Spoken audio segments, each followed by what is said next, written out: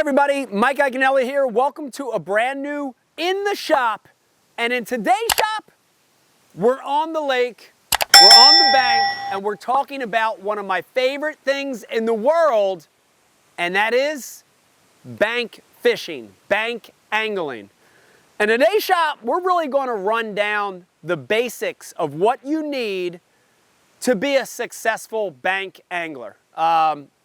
It's really special for me because bank fishing is how I started. And I still, to this day, really enjoy just being on the bank, right? Approaching fishing from the land, from the bank, instead of a boat. So we're going to be talking about bank fishing basics, a bank fishing 101 course for you.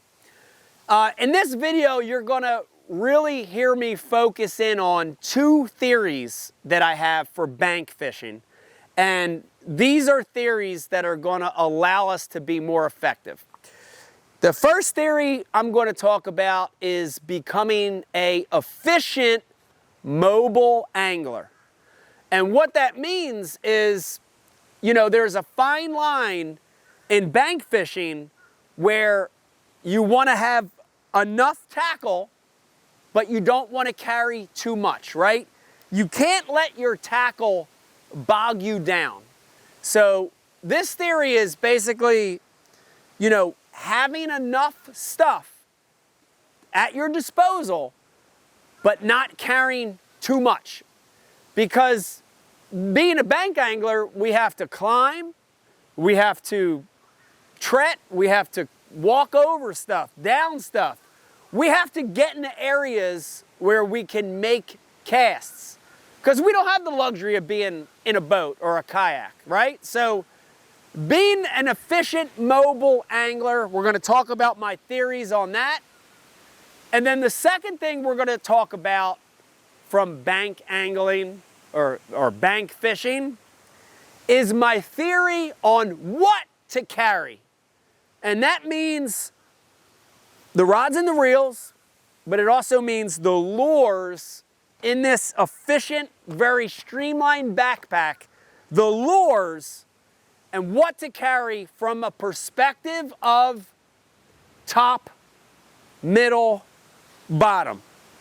And making sure that we're able to cover those three zones of the water column, right? On any given day when I'm out here bank fishing, I have to have stuff that covers the top zone, the middle zone, and the bottom zone. And I have to do that in an efficient manner, okay? So they're the two theories we're going to talk about. Let's start with being a mobile angler. Being a mobile angler, that means that I don't have a 20-foot bass boat with hatches and compartments. I don't even have a John boat or a kayak where I could carry multiple boxes and bags and 10, 15 rods, right? I have to be streamlined. I've bank fished in city park lakes, urban fisheries, country lakes, rural lakes, off the beaten trail sand quarries. And I have to be able to really move around a lot and be efficient. So being a good mobile angler. To me, the best way to do it is a bag or a backpack. And you see me a lot of times work out of a backpack like this. This happens to be a Flambeau Ike approved backpack. We also make two versions that are smaller. We make a smaller shoulder bag and we make a sling. But this particular backpack really allows me to be a mobile angler, carry a lot of stuff in a small bag, right? And, having the ability to sling this over my back, to carry it, to get that weight onto my back and be hands-free is super critical, okay? So the first thing is, I want you to pick a storage system that works for you. Backpacks, slings, shoulder bag, all that kind of storage allows you to move allows you to hike, to duck, to get under those spots and to fish really effectively, okay? So have some kind of system where you can store your tackle, and it's easy. And a backpack is a great system for that. You know, the great thing about this Flambeau pack is really I tried to take a lot of years of bank fishing and put it into this pack. And that is not just the storage, the layout, the compartments, phone storage, tool storage, but the straps, the seams, double stitch seams, the pressure, the zipper pulls. You know, a lot of thought went into that bag. But being a mobile angler means carrying the basics, okay? So in this bag, I'm going to have the basics, and I'll just go over some of the ones that are real important with you. So in this bag, I have scissors, pliers, I have scent, I have spike it dies, usually the pens, I have leader material, real easy. Look, this top compartment, look, I can get to this stuff real easy. I have my leader material. I have my scents and dyes, everything right here at my fingertips, okay? Sunscreen, a pair of sunglasses, right? Really accessible. So your basics and tools and accessories, you have to have that. Then in my main compartment, if you look, I carry these smaller Flambeau boxes, and I have really just the basics of the lures that I'm going to need to cover top, middle, bottom. And we're going to get into that in a second, but everything's just in these smaller boxes. The great thing about these smaller boxes, and this is a frog box for that top zone that we're talking about, is I don't need a million frogs. I've got some basic frogs and some basic colors to cover all the situations, right? So being a mobile angler, I want you to get in the habit of paring stuff down to have just enough without it being overbearing, right? So these smaller boxes allow me to do that.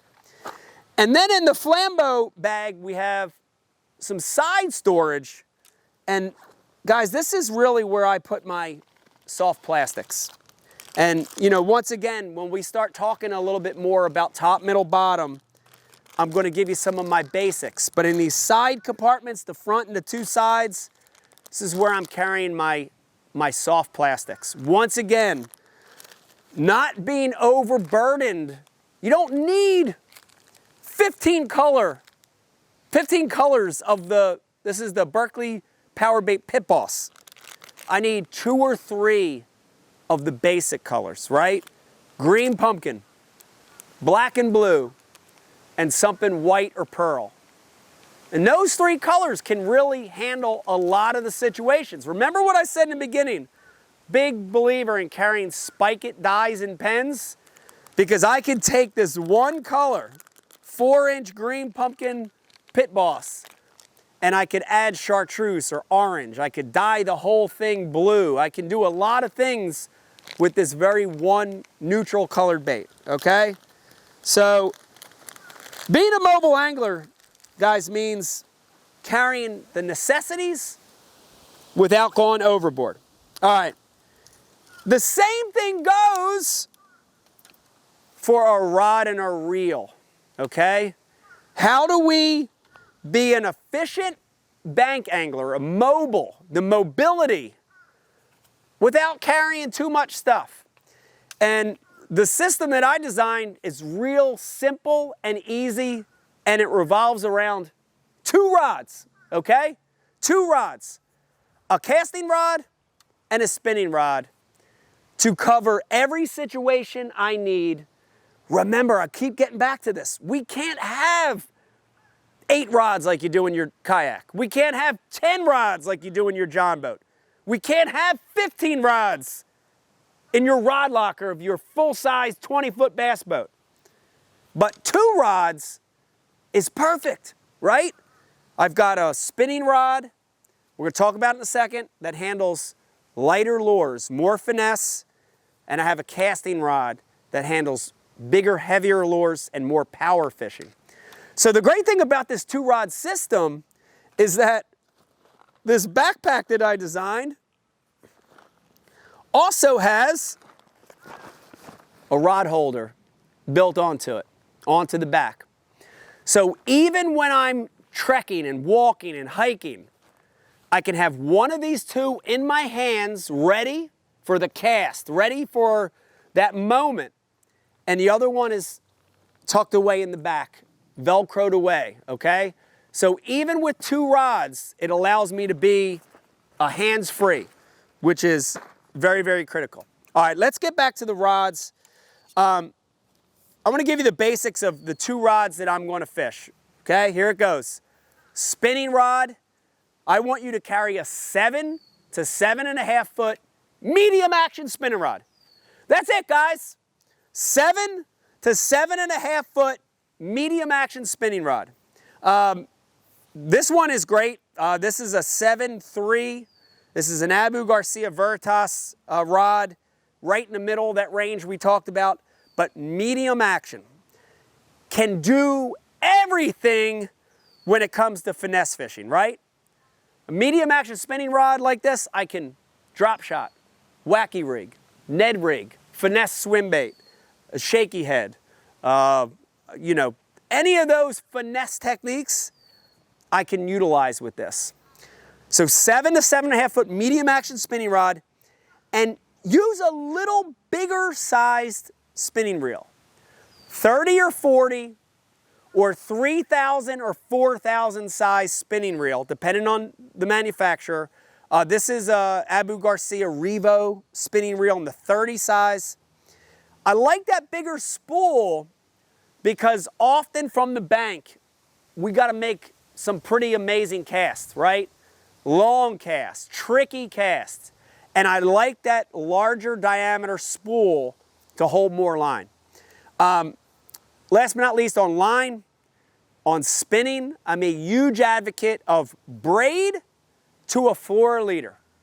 The great thing about that is from the bank, we're going to get hung up. We're going to have situations where the fish gets us in nasty cover, trees and lily pads. And I like the strength of that braid. I also like the fact that braid to a fluoro leader, I can change that leader material to anything I want. And I carry 6 to 20 pound leader. You saw that bag in there.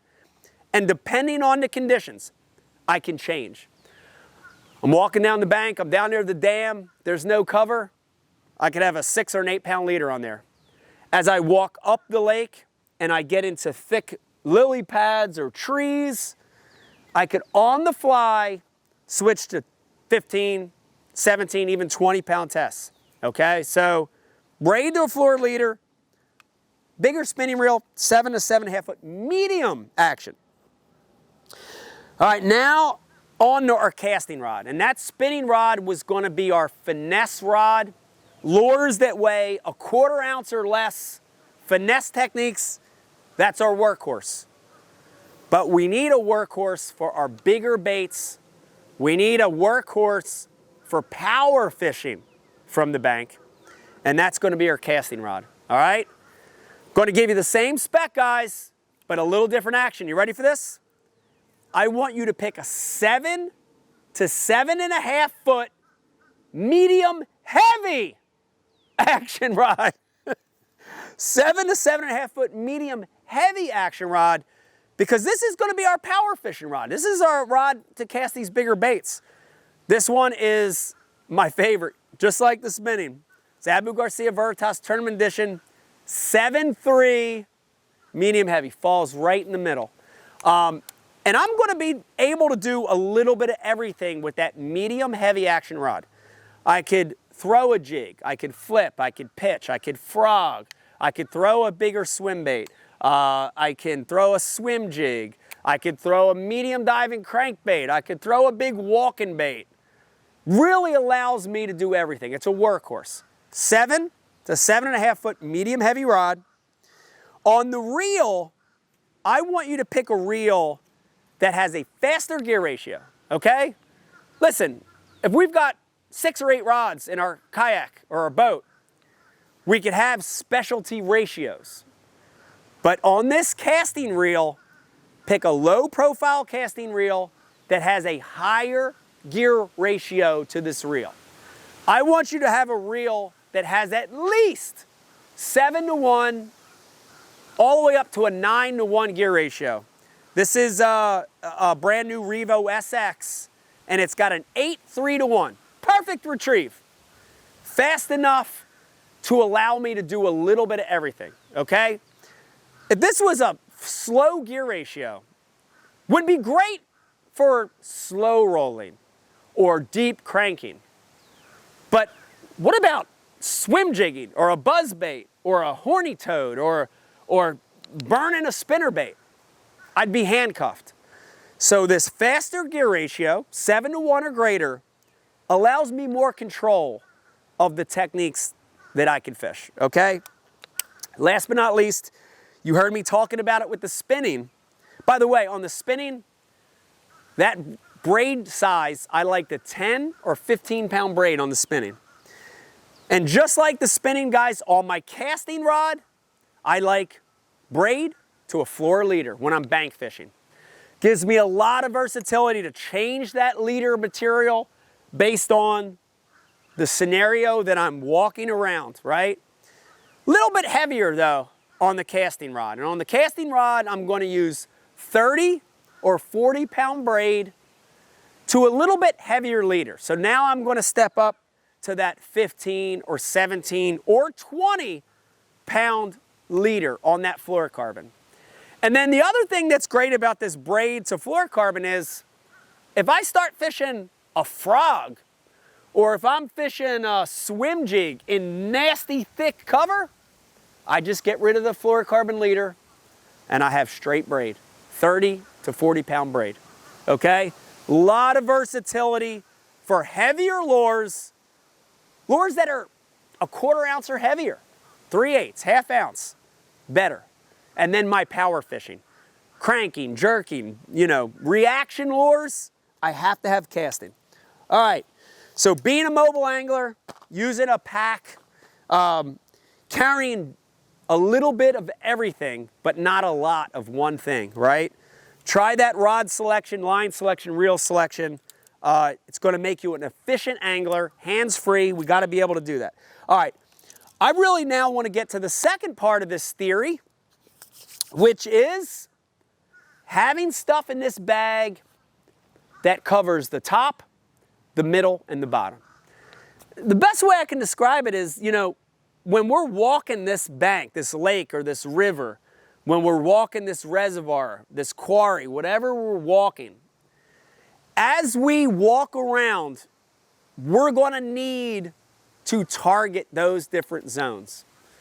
Time of the year, weather conditions, all that plays. But as we change, we need to change where those bass are living. So in this bag, in this mobile bag, in these boxes that we're laying out, we need to have stuff to cover the top, the middle, and the bottom, okay? For me, that's a combination of hard lures like treble hook style baits, single hook style lures, spinner baits, buzz baits, chatter baits, also soft baits, right? Soft baits that cover those 3 zones. So a little bit of everything. I'll just give you a couple examples. So I have a box in here, excuse me, that's dedicated just for top waters. So fish that are in that top zone. And once again, if you look at it, I have a little bit of everything when it comes to those top water baits. So not a lot of everything, but a little bit of everything. I've got a Rapala Skidder V, a walking style bait. I've got a Rapala Popper, Skidder Pop. I've got prop baits. I've got whopper ploppers. I have all the different style topwater lures in the basic colors in one box, right? So I've got a few boxes to cover that top zone. And when they're feeding up, I need lures that fish in that top zone. Top waters, wake baits, buzz baits, frogs. So here's my frog box. I showed you that already, right? Lures that cover the top zone. In the same breath, now I need lures that cover that middle water column. So now I'm switching to boxes that are like, let's see what I got here. Jerkbait box, right? Now I'm gonna go 2, 3, 4 foot down. I've got rattle trap, lipless box that I'm able to fish in that middle zone. And then last but not least, I've got diving crankbaits. Everything from square bills all the way to those ultra deep diving Rappalas, DT10, DT14, okay? So I've got to carry lures that cover that middle water column. I'd also put in that category chatterbaits, spinnerbaits, right? Lures that come through the middle, they're all in here as well. And so I carry my spinnerbaits. A lot of times I'll show you how I do it. I carry just in Ziplocs. So you see some Mullex FS spinnerbaits, some water slashes. There's my buzz baits and just a little Flambeau buzz bait box. So I carry a combination of different style lures. Show you my chatterbait box here. And I want to show you how basic the selection is. Ready? Here's my chatterbait box. Great box for that middle column. And guys, look at this. I don't have 8 billion colors. I got 3 or 4 very basic colors. Same thing with every lure in here. Soft plastics, hard bait frogs. Look, black and blue, green pumpkin, white and chartreuse, and then I have some red ones in there, especially for the spring, right? 4 basic colors of my chatterbaits. Basic sizes, I've got some quarters, some 3/8, and some halves. And that's it. Look, this box doesn't even weigh, this box doesn't even weigh 2 pounds. It weighs probably a pound, okay? So a little bit of everything, but not too much to cover that middle zone. All right, last but not least, guys, the bottom zone, And, you know, a lot of times on bank fishing, they're not on the top. A lot of times they're not suspended in the middle. They're on the bottom. They're feeding on the bottom. So for that scenario, I've got my baits that go down. And I'll just show you a few. So I've got my regular jigs. I've got my missile mini flips, my missile headbangers, my flip outs. And I've got a jig box for fishing jigs on the bottom. I've got, of course, a box of my hooks, and I've got a box of my weights. So I'm able to Texas rig or Ned head rig or drop shot, Carolina rig, presentations that are on the bottom. And just like everything else, come on, stay with me, guys. I have a little bit of everything, but not a lot of one thing. So weights, I've got VMC tungsten worm weights that go from 1/8 of an ounce up to 1 ounce, and about 5 or 6 weights of each size. Drop shot weights that go from 1/8 to 3/8, nail weights, O-rings, bobber stops, all in one little box. Even though these are tungsten and it's heavy, that box doesn't weigh anything, right? A little bit of everything. And then let me reiterate on plastics. Guys, keep it simple. I carry basic shapes, some crawls, some worms. One of my favorite soft plastics as a bank angler because of its versatility, soft stick bait. That's a Berkley power bait 5-inch general. Think of all the things I could do with that. I could fish it weightless on the surface. I could fish it wacky style with a light nail weight in the middle. I could Texas rig that thing and drag it along the bottom. There's one bait I could fish top, middle, and bottom. But once again, remember guys, keep it basic. Soft stick bait, green pumpkin or watermelon, black or black and blue, and pearl or white or silver. 3 basic color patterns, right? Swim baits, a couple 4-inch swim baits, a couple 5-inch swim baits.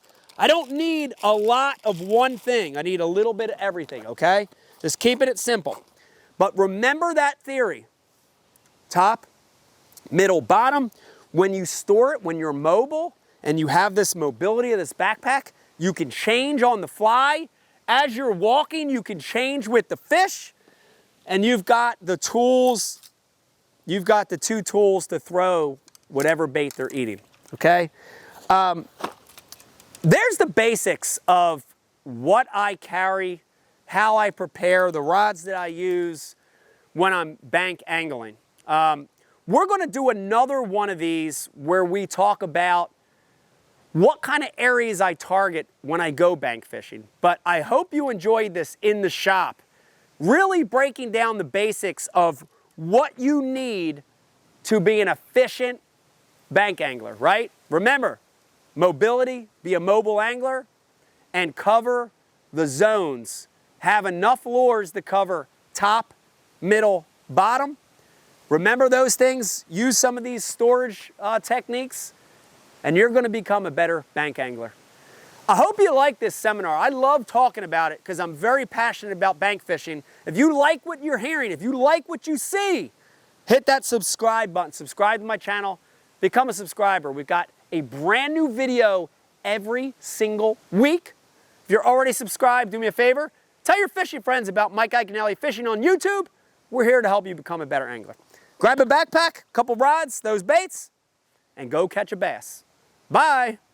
Hey everybody, Mike Iaconelli. I hope you enjoyed this week's In the Shop. I hope you learned a little bit. And if you like these videos, remember, there's a whole boatload. Check out these 2, and you're gonna learn more about bass fishing.